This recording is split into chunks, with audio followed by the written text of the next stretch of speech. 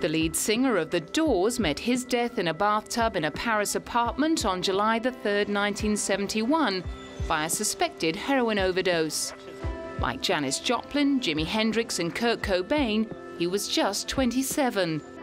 The velvet-voiced singer and poet who turned leather trousers into an essential requirement of every rock star's wardrobe was not always the king of cool.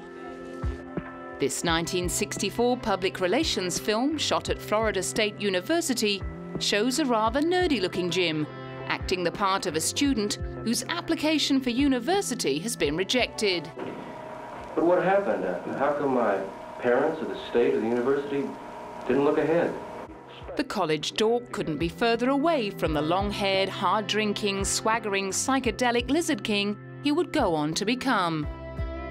Reported to have an IQ of 150, he formed The Doors with Ray Manzarek, Johnny Densmore and Robbie Krieger in 1965.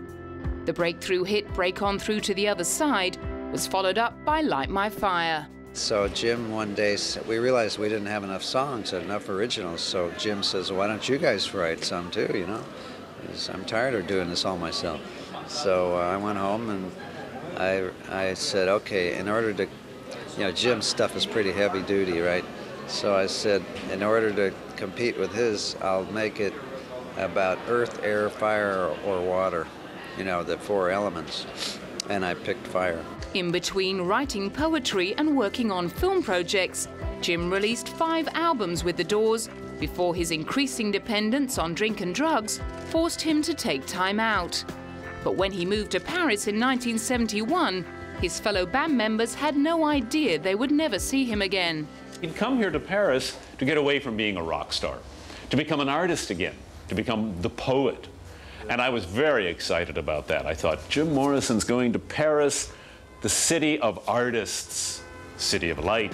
Nearly 4 decades later, they remembered him in his heyday. Well, he was an artist first and foremost. He was a poet.